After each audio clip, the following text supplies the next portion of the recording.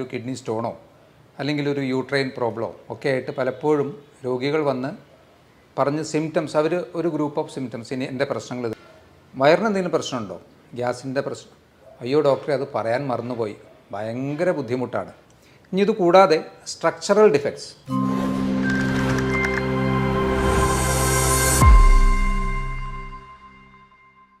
Hello friends, ഞാൻ doctor Abhiram. സാധാരണ ക്ലിനിക്കിൽ പലപ്പോഴും രോഗികൾ വന്ന് ഇപ്പോൾ ഒരു തലവേദന അല്ലെങ്കിൽ ഒരു ജോയിൻറ്റ് പെയിൻ അല്ലെങ്കിൽ ഇപ്പോൾ ഒരു കിഡ്നി സംബന്ധമായിട്ടുള്ള എന്തെങ്കിലും പ്രശ്നങ്ങൾ, മേ ബി ഒരു കിഡ്നി സ്റ്റോണോ അല്ലെങ്കിൽ ഒരു യൂട്രൈൻ പ്രോബ്ലമോ ഒക്കെ ആയിട്ട് പലപ്പോഴും രോഗികൾ വന്ന് പറഞ്ഞ് സിംറ്റംസ് അവർ ഒരു ഗ്രൂപ്പ് ഓഫ് സിംറ്റംസ് ഇനി എൻ്റെ പ്രശ്നങ്ങൾ ഇതൊക്കെയാണ് എന്ന് പറഞ്ഞതിന് ശേഷം നമ്മൾ വെറുതെ ഒരു ചോദ്യം ചോദിച്ചാൽ മതി, വയറിന് എന്തെങ്കിലും പ്രശ്നമുണ്ടോ, ഗ്യാസിൻ്റെ പ്രശ്നം, അയ്യോ ഡോക്ടറെ അത് പറയാൻ മറന്നുപോയി, ഭയങ്കര ബുദ്ധിമുട്ടാണ്.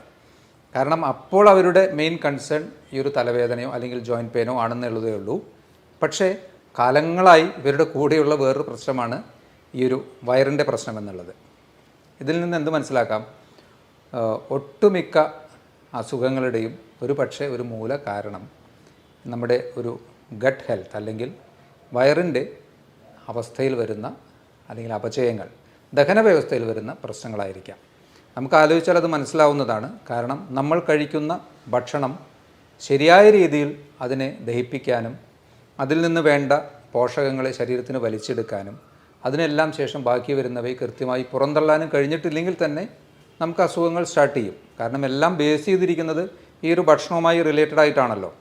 ഭക്ഷണമില്ലാതെ, ന്യൂട്രിയൻറ്റ് റിച്ച് ആയിട്ടുള്ള ഭക്ഷണമില്ലാതെയും തീരെ ഭക്ഷണമില്ലാതെയൊന്നും നമുക്ക് ഒരുപാട് കാലം സർവൈവ് ചെയ്യാനും പറ്റില്ല.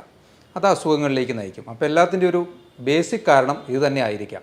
നിങ്ങൾക്ക് അധികമായി വയർ വന്ന് വീർക്കുന്നത് പോലെ, ഇടയ്ക്കിടയ്ക്ക് അധികമായ ഏമ്പക്കം, അതുപോലെ തന്നെ കീഴ്വായു, ഇതൊക്കെ അമിതമായി നിങ്ങളെ ബുദ്ധിമുട്ടിക്കുന്നുണ്ടെങ്കിൽ, അതുപോലെ കോൺസ്റ്റിപ്പേഷൻ, മലബന്ധം, ഡയേറിയ, ചില അവസരങ്ങളിൽ ഡയേറിയ, കഫം കലർന്ന മലം, ഇതൊക്കെ പോകുന്നുണ്ടെങ്കിൽ ഒരു സാധ്യത നിങ്ങൾക്ക് സിബോ, അധികം പഴക്കമില്ലാത്തൊരു ടെർമിനോളജിയാണ്, small intestinal bacterial overgrowth. നമ്മുടെ ചെറുകുടലിൽ വരുന്ന ബാക്ടീരിയകളുടെ, അതുതന്നെ മോശം ബാക്ടീരിയകളുടെ അധികമായ ഓവർ ഗ്രോത്ത് മൂലം വരാവുന്ന പ്രശ്നങ്ങൾ. ഇത് അത്ര സിമ്പിളായിട്ടുള്ളൊരു പ്രശ്നമല്ല, മാരകമായ പ്രശ്നങ്ങളിലേക്കും ഇത് നയിക്കാറുണ്ട്. ശരിക്ക് നമ്മുടെ കുടലിൽ 200-ൽ പരം micro organisms, millions of organisms ഉണ്ട്. അതിൽ 200-ൽ അധികമുള്ള തരത്തിലുള്ള ബാക്ടീരിയ, ഫംഗസ്, വൈറസസ് ഒക്കെ തന്നെയുണ്ട്. ഇതിൽ നല്ലൊരു ശതമാനം സൂക്ഷ്മാണുക്കളും നമുക്ക് ഗുണം ചെയ്യുന്നവയാണ്. എന്നാൽ ചിലവ നമുക്ക് ദോഷം ചെയ്യുന്നവയുമുണ്ട്. ഈ ദോഷം ചെയ്യുന്നവയുടെയും നല്ല സൂക്ഷ്മാണുക്കളുടെയും ആ ഒരു ബാലൻസിൽ കാര്യമായ വ്യതിയാനങ്ങൾ വരുമ്പോൾ തീർച്ചയായിട്ടും പ്രശ്നങ്ങളുണ്ടാകും. ദഹന വ്യവസ്ഥയിൽ കാര്യമായ അപചയങ്ങൾ ഉണ്ടാകും.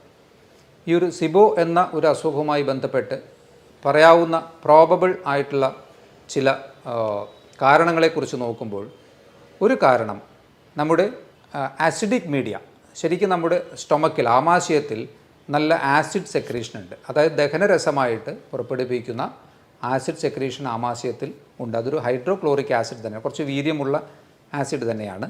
അപ്പോൾ ഈ ആസിഡ് മീഡിയത്തിലെ കുറവ് വന്ന് അത് ആൽക്കലൈൻ മീഡിയത്തിലേക്ക് പോകുമ്പോഴാണ് ശരിക്കും പറഞ്ഞാൽ ഈ ഒരു ബാക്ടീരിയൽ ഓവർ ഗ്രോത്ത് കൂടുതലായിട്ട് വരുന്നത്. ശരിക്കും ആമാശയത്തിൽ നിന്ന് മുന്നോട്ട് പോകുന്നതിനനുസരിച്ചിട്ട് ദഹനത്തിൻ്റെ പ്രാഥമികമായിട്ടുള്ള നല്ലൊരു ഭാഗം നടക്കുന്നതും ആമാശയത്തിൽ വെച്ചാണല്ലോ. അതിനുശേഷം മെല്ലെ മെല്ലെ അത് അടുത്ത ഭാഗമായ ചെറുകുടൽ, വൻകുടൽ, അങ്ങനെ നീങ്ങിയാണല്ലോ അത് ഓരോരോ പോർഷനായിട്ട് പോകുന്നത്. അപ്പോൾ അതിലേറ്റവും കൂടുതലായിട്ട് അബ്സോർപ്ഷനൊക്കെ വരുന്നത് നമ്മുടെ ചെറുകുടലിൽ വെച്ചാണ്. അപ്പോൾ ഈ ആമാശയത്തിൻ്റെ, അതിന് ഹൈപ്പോക്ലോർഹൈഡ്രിയ എന്നാണ് പറയുന്നത്. അപ്പോൾ ഈ ആമാശയത്തിലെ pHൻ്റെ വാല്യൂ, ആസിഡിക് മീഡിയം കുറഞ്ഞ് ആൽക്കലൈൻ ആവാനുള്ള കാരണം എന്തായിരിക്കും? പ്രൊബബിളായിട്ട് നമുക്ക് കുറച്ച് കാര്യങ്ങൾ അതിൽ പറയാവുന്നതാണ്. ഒന്ന്, അട്രോഫിക് ഗ്യാസ്ട്രൈറ്റിസ് എന്ന് പറയും. അതായത് ഈ ഒരു ആസിഡ് പ്രൊഡ്യൂസ് ചെയ്യുന്ന ഗ്രന്ഥികളുടെ കാലക്രമേണയുള്ള നാശം. അതിന് എടുത്തു പറയാവുന്ന ഒരു പ്രശ്നമായിട്ടുള്ളത് ഒന്ന്, ഓട്ടോ ഇമ്മ്യൂൺ അസുഖങ്ങൾ, ദഹന വ്യവസ്ഥയിൽ വരുന്ന ഓട്ടോ ഇമ്മ്യൂൺ അസുഖങ്ങൾ ഒരു കാരണമായിരിക്കാം. എച്ച് പൈലോറി എന്ന ഒരു ബാക്ടീരിയയുടെ, എച്ച് പൈലോറി എന്ന ബാക്ടീരിയ നമുക്ക് ഗുണകരമല്ല എന്നുള്ളതാണ് പറയുന്നത്, അതിൻ്റെ അമിതമായ പ്രവർത്തനം. ഇതൊക്കെ തന്നെ ഈ അട്രോഫിക് ഗ്യാസ്ട്രൈറ്റിസ്, അല്ലെങ്കിൽ ഇതൊക്കെ ഒരു ക്രോണിക് ഗ്യാസ്ട്രൈറ്റിസ് എന്ന സ്റ്റേജും അതിൽ നിന്ന് ഈ ഒരു ഗ്രന്ഥിയുടെ പെർമനൻ്റ് ആയിട്ടുള്ള ഒരു തകരാറിലേക്കും പോകാം. അതുകൊണ്ട് തന്നെ ആസിഡിക് മീഡിയം അവിടെ നഷ്ടപ്പെടുന്നു.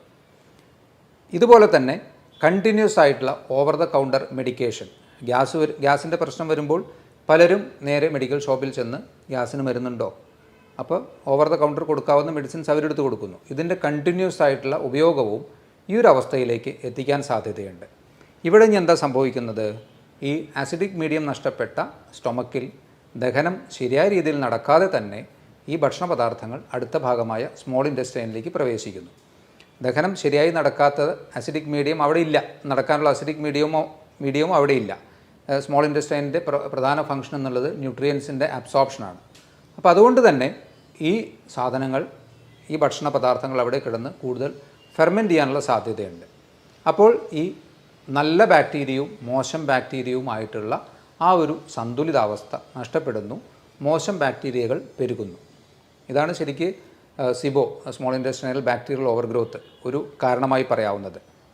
അതുപോലെ തന്നെ അധികമായ ആൽക്കഹോൾ ഉപയോഗം, ഇതൊക്കെ തന്നെ ഇത്തരത്തിൽ ഈയൊരു ആമാശയത്തിൻ്റെ ബേസിക് ആയിട്ടുള്ള പ്രോപ്പർട്ടിയെ നശിപ്പിക്കാനും ഈയൊരു സിബോ എന്ന അവസ്ഥയിലേക്ക് എത്താനുമുള്ള സാധ്യതകൾ വർദ്ധിപ്പിക്കുകയാണ് ചെയ്യുന്നത്.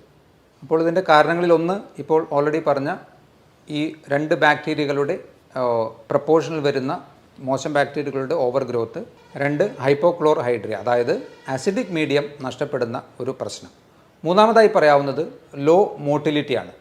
അതായത് നമ്മുടെ വായിൽ നിന്ന് ഭക്ഷണം കഴിച്ച് അത് അവസാനം മലാശയത്തിലൂടെ അതിൻ്റെ വേസ്റ്റ് പ്രൊഡക്ട്സ് പുറത്തേക്ക് പോകുന്ന ആ ഒരു ടൈം ഫാക്ടറിൽ വരുന്ന വ്യതിയാനം, ഈ ഒരു ദഹന വ്യവസ്ഥ കുറച്ച് ലോ അല്ലെങ്കിൽ സ്ലോ ആകുന്നതിൻ്റെ ഭാഗമായിട്ടും കൂടുതൽ സമയം ഭക്ഷണ പദാർത്ഥങ്ങൾ കെട്ടി നിൽക്കാനും ഫെർമെൻറ്റഡ് ആവാനും ഈ ഒരു ബാക്ടീരിയയുടെ ഓവർ ഗ്രോത്ത് വരാനും സാധ്യതയുണ്ട്. ആൽക്കഹോളിൻ്റെ അബ്യൂസ്, ഇത് രണ്ടും തമ്മിലുള്ള വ്യത്യാസം നിങ്ങൾ മനസ്സിലാക്കിയാൽ അതിലത്തെ പ്രശ്നം കഴിഞ്ഞു. പലരും അതിലേക്കൊരു ഡിപ്പെൻഡൻസിയിലേക്കോ അല്ലെങ്കിൽ ടു ഫ്രീക്വൻ്റ് ആയിട്ടുള്ള ആൽക്കഹോൾ കൺസംഷനിലേക്കോ പോകുമ്പോൾ ആൽക്കഹോൾ തീർച്ചയായിട്ടും കഴിക്കാതിരിക്കുക തന്നെയാണ് നല്ലത്. എന്നാലും അതിനെ മിനിമലൈസ് ചെയ്യാനും അതിനെ ലിമിറ്റ് ചെയ്യാനും പറ്റാത്തവർക്ക് ഈ ഒരു പ്രശ്നം വരാനുള്ള സാധ്യതകൾ കൂടുതലാണ്. ഇനി ഇത് കൂടാതെ സ്ട്രക്ചറൽ ഡിഫക്ട്സ്, അതായത് നമ്മുടെ ദഹന വ്യവസ്ഥയിൽ ഇൻറ്റസ്റ്റൈനിൽ പല ഭാഗത്തായി വരുന്ന ഫിസ്റ്റുലകൾ അല്ലെങ്കിൽ ഡൈവർട്ടിക്കുലം, പൗച്ച് പോലെയുള്ള ഭാഗങ്ങൾ, അതായത് ബാഗ് പോലെയൊക്കെ ഇതിൽ നിന്ന് പുറത്തേക്ക് തള്ളി നിൽക്കുന്ന ഭാഗങ്ങൾ ഒക്കെ തന്നെ അതിലൊക്കെ ഈ ഭക്ഷണ പദാർത്ഥങ്ങൾ നിന്നിട്ടും ഇത്തരത്തിലുള്ള ഒരു അവസ്ഥയിലേക്ക്, അത് സ്ട്രക്ചറൽ ഡിഫക്ട്സ് എന്ന് പറയാം, അതിലൂടെയും ഈ ഒരു സിബോ എന്ന അവസ്ഥയിലേക്ക് എത്താൻ സാധ്യതയുണ്ട്. ആർക്കൊക്കെയാണ് ഈ ഒരു അസുഖം വരാൻ കൂടുതൽ സാധ്യതയുള്ളത്? ഒന്ന്, ക്രമം തെറ്റിയിട്ടുള്ള ഭക്ഷണം കഴിക്കുന്നവർക്ക് തീർച്ചയായും സാധ്യതകൾ കൂടുതലാണ്. മെൻ്റൽ സ്ട്രെസ്സ് കൂടുതലുള്ളവർക്ക് സാധ്യത കൂടുതലാണ്. ഏജ് അഡ്വാൻസ് ചെയ്യുന്നതിനനുസരിച്ച്, ഏജ് കൂടുന്നതിനനുസരിച്ചിട്ട് ഈ ഒരു അസുഖത്തിനുള്ള ടെൻഡൻസി കൂടി വരുന്നു. ആൽക്കഹോൾ അബ്യൂസ്, ആൽക്കഹോൾ കൂടുതലായി കഴിക്കുന്നവർക്ക് വരാനുള്ള സാധ്യതകൾ കൂടുതലാണ്. പാർക്കിൻസണിസം പോലെയുള്ള അസുഖങ്ങളുള്ളവർ, അതുപോലെ തന്നെ ഹൈപ്പോതൈറോയിഡിസം പോലെയുള്ള അസുഖങ്ങളുള്ളവർ ഒക്കെ തന്നെ ഈ ഒരു സിബോ ഡെവലപ്പ് ചെയ്യാൻ ടെൻഡൻസി ഉള്ളവർ, കൂടുതൽ സാധ്യതയുള്ളവർ എന്ന് പറയേണ്ടി വരും. കിഡ്നി അസുഖങ്ങളുള്ളവർക്കും ഈ ഒരു അസുഖത്തിനുള്ള ടെൻഡൻസി കൂടുന്നു. ഡയബറ്റീസ് പോലെയുള്ള അസുഖങ്ങളുള്ളവർക്ക്, അതുപോലെ തന്നെ ഓൾറെഡി നമ്മുടെ ദഹന വ്യവസ്ഥയുമായി പ്രശ്നങ്ങളുള്ളവർ, for example IBS, irritable bowel syndrome, ഇതും വളരെ കോമൺ ആയിട്ടുള്ളൊരു അസുഖമാണ്. ഇത്തരത്തിലുള്ള അസുഖങ്ങളുള്ളവർക്കും അതുപോലെ മറ്റ് ഓട്ടോഇമ്യൂൺ അസുഖങ്ങൾ ടെൻഡൻസിയൊക്കെ ഓൾറെഡി ശരീരത്തിലുള്ളവർക്കൊക്കെ ഈ ഒരു അവസ്ഥയിലേക്ക് പോകാനുള്ള സാധ്യതകൾ കൂടുതലാണ്. ഈ ഒരു അവസ്ഥയിലൂടെ നമുക്ക് വരാവുന്ന പ്രശ്നങ്ങളൊക്കെ എന്തൊക്കെയാണ്? ശരിക്കും ഏറ്റവും ഗുരുതരമായി സംഭവിക്കാവുന്ന പ്രശ്നങ്ങൾ അബ്സോർപ്ഷൻ ഡിഫക്ട്സ് ആണ്. നമ്മുടെ കഴിക്കുന്ന ഭക്ഷണത്തിൽ നിന്ന് അതിൻ്റെ ന്യൂട്രിയൻസിനെ, മാക്രോ ആൻഡ് മൈക്രോ ന്യൂട്രിയൻസിനെയൊക്കെ വലിച്ചെടുക്കുന്ന പ്രധാന ഭാഗമായ സ്മോൾ ഇൻറ്റസ്റ്റൈനിലെ പ്രവർത്തന തകരാറുകൾ തീർച്ചയായിട്ടും ഡെഫിഷ്യൻസീസിലേക്കാണ് നമ്മളെ നയിക്കുന്നത്. അതിൽ തന്നെ ഇപ്പോൾ നിങ്ങൾ അകാരണമായി നിങ്ങൾക്ക് കൈകാലുകൾ തരിപ്പ്, നിങ്ങൾ നല്ല ഗ്യാസിൻ്റെ പ്രശ്നമുള്ള ഒരാളാണ്, കുറേ വർഷങ്ങളായിട്ട് ഈ ഒരു പ്രശ്നമുള്ള ആളാണ്, കാലക്രമേണ നിങ്ങൾക്ക് മറ്റ് പ്രശ്നങ്ങളൊന്നും നോക്കുമ്പോൾ, ഫോർ എക്സാമ്പിൾ ഒരു ഡയബറ്റീസ് ഇല്ല, അല്ലെങ്കിൽ മറ്റ് പ്രത്യക്ഷത്തിൽ വേറെ നിങ്ങൾക്ക് പ്രശ്നമൊന്നുമില്ല, പക്ഷേ നിങ്ങൾക്ക് കൈകാലുകൾ തരിപ്പ്, കടച്ചിൽ, അല്ലെങ്കിൽ സൂചി കൊണ്ട് കുത്തുന്ന പോലെയുള്ള ചില ടൈപ്പ് ഓഫ് സെൻസേഷൻസ് ഇതൊക്കെയുണ്ട്. ടെസ്റ്റ് ചെയ്യുമ്പോൾ ചിലപ്പോൾ നിങ്ങൾ B12 ഡെഫിഷ്യൻ്റ് ആയിരിക്കാം. കാരണം ഈ അസുഖം മൂലം ഓൾറെഡി നിങ്ങൾക്ക് നിങ്ങൾ തിരിച്ചറിയാതെ പോയ ഈ അസുഖം കാരണം നിങ്ങൾ B12 ഡെഫിഷ്യൻ്റ് ആവുന്നു. അതിൻ്റെ പരിണിത ഫലമായിട്ടുള്ള ലക്ഷണങ്ങളാണ് നേരത്തെ സൂചിപ്പിച്ചത്. അതുപോലെ തന്നെ ഫാറ്റ് മെറ്റബോളിസത്തിൽ, പ്രോട്ടീൻ അബ്സോർപ്ഷനിലൊക്കെ ഡിഫക്ട്സ് വരാം. അയൺ അബ്സോർബ് ചെയ്യുന്നതിൽ ഡിഫക്ട്സ് വരാം. ഡെഫിഷ്യൻസീസ് ഈ ഒരു അസുഖത്തിൻ്റെ ഒരു വലിയ പ്രശ്നമാണ്. അതുമൂലം തന്നെ എന്തുണ്ടാകാം? വെയിറ്റ് റിഡക്ഷൻ ഉണ്ടാകാം. ന്യൂട്രിയൻസിനെ ശരിയായ രീതിയിൽ ശരീരത്തിന് അബ്സോർബ് ചെയ്യാൻ പറ്റുന്നില്ലെങ്കിൽ സ്വാഭാവികമായിട്ടും വെയിറ്റ് റിഡക്ഷൻ ഒരു ചാൻസ് ആണല്ലോ. അപ്പോൾ വെയിറ്റ് റിഡക്ഷനുള്ള സാധ്യതകൾ കൂടുന്നു. കാലക്രമേണ ഇത് മറ്റ് അസുഖങ്ങളിലേക്ക്, ഓരോ ഡെഫിഷ്യൻസി ഓരോ തലങ്ങളിൽ അതിൻ്റെ സിംറ്റംസ് കാണിച്ചുകൊണ്ടിരിക്കുമല്ലോ. അപ്പം അത്തരത്തിൽ ഗുരുതരമായ അവസ്ഥകളിലേക്ക് ഈ ഒരു സിബോ വളരെ സിമ്പിളായിട്ട് നമുക്ക് ഗ്യാസിൻ്റെ പ്രശ്നം എന്ന് പറഞ്ഞ് ഒഴിവാക്കാൻ പറ്റാവുന്നതല്ല പലപ്പോഴും വയറുമായി ബന്ധപ്പെട്ട പ്രശ്നങ്ങൾ. അതുകൊണ്ട് നമ്മുടെ ശരീരത്തിൻ്റെ പ്രാഥമിക ഫങ്ഷൻസ് നിർവഹിക്കുന്ന, അല്ലെങ്കിൽ കഴിക്കുന്ന ഭക്ഷണത്തിൽ നിന്ന് നമുക്ക് വേണ്ട കാര്യങ്ങൾ ചെയ്തു തരുന്ന കുടലിൻ്റെ പ്രവർത്തനം കൃത്യമാണോ എന്ന് വിലയിരുത്തേണ്ടത് ആവശ്യമാണ്. അതാണ് ഈ പറഞ്ഞ കാര്യങ്ങളെല്ലാം കാണിക്കുന്നത്. അപ്പോൾ നിങ്ങൾക്ക് ഇത്തരത്തിലുള്ള അമിതമായ വയറ് വീർത്ത് കിട്ടുന്ന അവസ്ഥ, പുളിച്ചു തേട്ടൽ, ഏമ്പക്കം, കീഴ്വായു, ഇടയ്ക്കിടയ്ക്കുള്ള വയറുവേദന, ഈ പ്രശ്നങ്ങളൊക്കെ ഉണ്ടെങ്കിൽ കുറച്ചുകൂടി ഒന്ന് കരുതിയിരിക്കുന്നത് നല്ലതായിരിക്കാം. ഈ ഒരു കണ്ടീഷനെ നമുക്ക് എങ്ങനെ മാനേജ് ചെയ്യാൻ പറ്റും? ഭക്ഷണത്തിൽ തന്നെയായിരിക്കുമല്ലോ ആദ്യം ശ്രദ്ധിക്കേണ്ടത്. കാരണം പ്രൈമറിലി ആ ഭക്ഷണത്തിൽ വന്ന പ്രശ്നങ്ങളും അതിലൂടെ ദഹന വ്യവസ്ഥയിൽ വന്ന അപചയങ്ങളുമാണ് ഈ ഒരു അവസ്ഥയിലേക്ക് നയിച്ചത്. അപ്പോൾ അതുകൊണ്ട് ഭക്ഷണത്തിൽ ആദ്യം ജങ്ക് ഫുഡ് കംപ്ലീറ്റ് ആയിട്ട് ഒഴിവാക്കുക, പഞ്ചസാര ഉൾപ്പെട്ടത് കംപ്ലീറ്റ് ആയിട്ട് ഒഴിവാക്കുക. കുറച്ച് ഫൈബർ അധികമായി കഴിക്കേണ്ട ആവശ്യമില്ല, എന്നാൽ തീർത്തും അവോയ്ഡ് ചെയ്യേണ്ട ആവശ്യമില്ല. ഫൈബറിൻ്റെ അളവ് ഒന്ന് മോഡറേറ്റ് അളവിലേക്ക് ആക്കുക. ഈ ഒരു പ്രശ്നമാണെന്ന് വിചാരിച്ച് ഫൈബർ മാത്രം കഴിച്ചുകൊണ്ടിരിക്കേണ്ട, അതിൻ്റെ ആവശ്യമില്ല. ഫൈബറിൻ്റെ അളവ് ഒന്ന് മിനിമൈസ് ചെയ്യുന്നതും നല്ലതായിരിക്കാം.